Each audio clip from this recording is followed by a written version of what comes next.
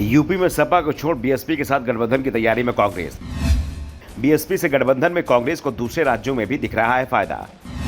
राजस्थान, मध्य प्रदेश, छत्तीसगढ़ में भी बीएसपी का है आधार मजबूत। बीएसपी के सहारे विधानसभा चुनाव में कांग्रेस को मिल सकता है लाभ। विपक्षी एकता कोशिश चल रही है। पटना में बैठक हो चुकी है। बैठक में तमाम नेता जुटे थे। नीतीश के न्योते पर सभी लोग पहुंचे थे। नीतीश ने यूपी से सपा मुखिया अखिलेश यादव को न्योता दिया था। उनसे खुद लखनऊ जाकर व्यक्तिगत रूप से मुलाकात की थी, लेकिन बीएसपी चीफ मायावती से दूरी बना ली थी। मायावती भी इस बार बैठक में शामिल होने के संकेत दे रही थी, लेकिन उन्हें न्योता ही नहीं दिया गया, जिस कारण बीएसपी चीफ पटना नहीं पहुंची।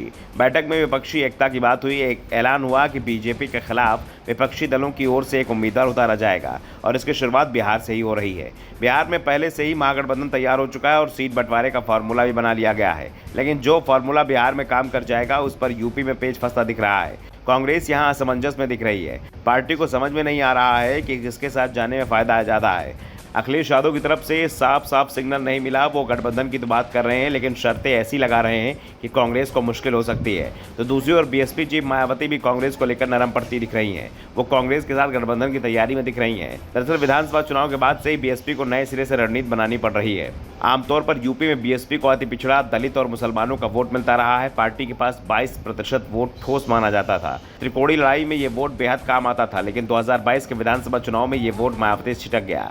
मुसलमान पूरी तरह से अखिलेश यादव के साथ चला गया। अति पिछड़ा वोट में बीजेपी ने सेंध लगा दी, तो दलितों में भी रविदास समाज ही मायावती के साथ रह गया। दूसरा तबका साथ छोड़ गया। अब मायावती नए सिरे से रणनीति तैयार कर रही है। राजनीति में कहावत प्रचलित है कि यहाँ ना तो कोई स्थायी दोस्त होता है और ना ही कोई स्थायी दुश्मन।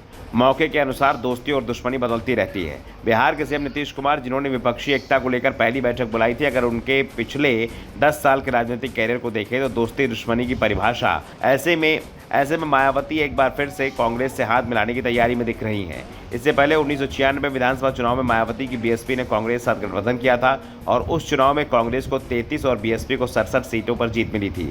ये वो दौर था जब कांग्रेस का यूपी में ग्राफ नीचे की ओर जा रहा था और बीएसपी जमीन से उठकर ऊपर की ओर जा रही थी। लेकिन इस चुनाव के बाद मायावती ने आरोप लगाते हुए कांग्रेस से गठबंधन तोड़ लिया कि बीएसपी का वोट तो गठबंधन में कांग्रेस को मिल गया, लेकिन कांग्रेस का वोट बीएसपी उम्मीदवार को नहीं मिला। लेकिन अब मायावती के लिए कांग्रेस की ज़रूरत दिख रही है। जिस तरह से मुसलमानों का रुख कांग्रेस को लेकर नरम हुआ है, उससे बीएसपी को भी दिख रहा है कि अगर कांग्रेस से गठबंधन हुआ तो मुसलमान वापस उसके बाले में आ जाएगा। दूसरी ओर कांग्रेस को यूपी के साथ दूसरे राज्यों में भी बीएसपी के वोट का लाभ मिल जाएगा। मायावती की ओर से साफ संकेत मिल रहे हैं कि उन्होंने अपनी ही पार्टी नेताओं को कांग्रेस के प्रति नरम रुख रखने के निर्देश दिए हैं। हाल ही में बीएसपी की ओर से एक प्रेस नोट जारी किया गया था, जिसमें बीजेपी और सपा पर निशाना साधा गया था, लेकिन कांग्रेस को लेकर कुछ नहीं कहा गया था। साफ दिख रहा है कि आज बीएसपी और कांग्रेस दोनों को एक दूसरे की ज़रूरत दिख रही है। एक रिपोर्ट में दावा किया गया है और टीम की मायावती के भतीजे आकाश से बातचीत चल रही है। अगर सब कुछ ठीक रहा तो अगले चरण में इस बातचीत में सोनिया गांधी और मायावती भी शामिल हो सकती हैं। साफ है यूपी में कुछ बड़ा होने वाला है। Bureau report, the such India.